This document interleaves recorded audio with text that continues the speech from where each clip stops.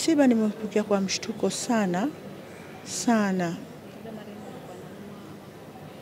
Marehemu si kuumwa effect kusema kama labda anaumwa serious. Mwenyewe tu ana kawaida alikwenda zake dawa kwa ajili ya mambo ya kufanya vipimo na nini. Maana nilikuwa nikiongea naye na nashukuru mimi kakangu kila siku nakuwa naongea naye. Basi baadaye ndo nikapata hiyo taarifa hiyo ya mshtuko. Kwa nyinyi wanahabari au waandishi wa habari wachanga, basi kila siku mnakuwa mnafundishwa, mnasoma, lakini nimeona katika vyombo ilipotolewa ile historia ya Charles, yale ambayo mambo mazuri alikuwa akiyafanya. Nafikiri hata kama kwenye YouTube zitakuwepo na nini, basi tujaribu mzipitie, mziishi, mzifate, mzifanyie kazi kwa kweli. Kwa sababu kwa kweli Mr. Charles alikuwa ni mtu ambaye anaipenda kazi yake. Kazi yake ile aliipenda sana kutokana na marehemu bibi yake. Alikuwa akipenda sana kusoma magazeti nini. Basi naye akaipenda tasnia hii, na katika kutaka kufanya kazi yake alikuwa anamtumia sana marehemu bibi yake. Kama hivyo ulivyoniwekea wewe Mike, basi anaweza akachukua upawa tu akamwekea bibi yake, akawa anamhoji yuko jikoni bibi yake anapika. Kwa kweli ile tasnia aliipenda tangu mdogo. Marehemu ameacha watoto wawili wanawake na mke mmoja. Huu msiba nimeupokea kwa masikitiko makubwa, kwa sababu kwanza marehemu sikusikia kama anaumwa. Kwa hiyo nimeshtuka sana. Marehemu katika familia alikuwa ni mtu mwenye msaada mkubwa sana, mwenye mapenzi na familia yake, mapenzi na watu wake. Kwa hiyo tumempoteza mtu wa maana katika familia yetu. Marehemu alikuwa hana ubaguzi. Marehemu alikuwa anapenda sana dini.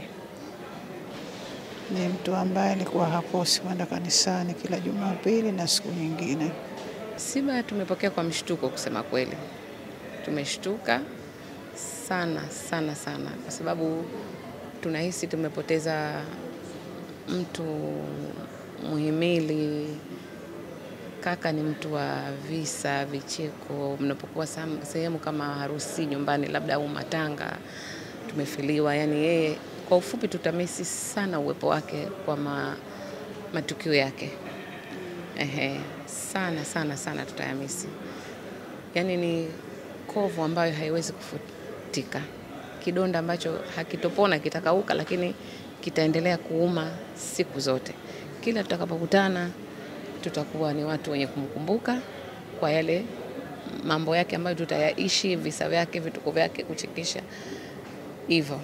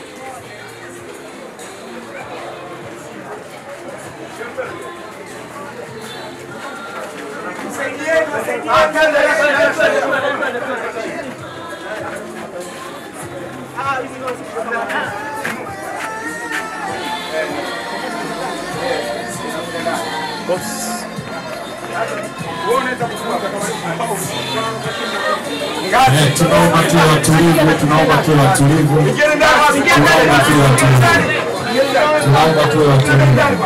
Poleni sana na tuwe watulivu. Poleni sana. Poleni sana na tuwe tulivu bado. Wandani wapelekeni. Poleni sana na tuwe tulivu.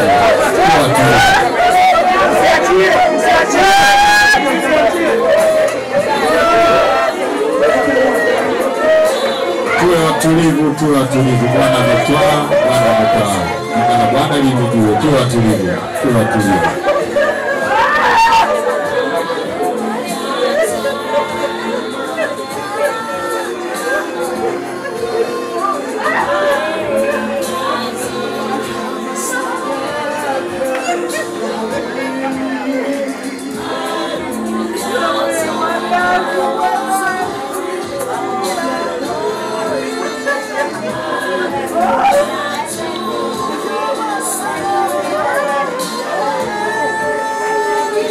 Hakika tasnia ya habari imepata pigo kubwa katika msiba huu. Aliyekufa ni baba wa maoni, lakini pia baba wa heshima, ambaye Watanzania lakini pia waandishi wachanga wamepata pigo la kusikitisha, ikiwemo ni mimi. Lakini leo tupo katika msiba wake. Alitufundisha kuishi na watu vizuri, lakini pia kutoiga muigo wa mtu ambaye anafanya kitu kwa ajili ya kunufaisha kitu. Alitaka iwe ni mwongozo wa mtu na kufanya vizuri katika maisha yake. Huyu ni Charles Martin Hilary, ambaye leo hii ni marehemu. Hakika pengo lake halitazibika katika tasnia ya habari. Endelea kufuatilia msiba huu, ambapo kesho marehemu Charles Martin Hilary anatarajia kuzikwa. Bwana ametoa, Bwana ametoa. Jina lake lihimidiwe. Mimi ni Mariam Khair, Leaders TV, uwajibikaji ni msingi wa maendeleo.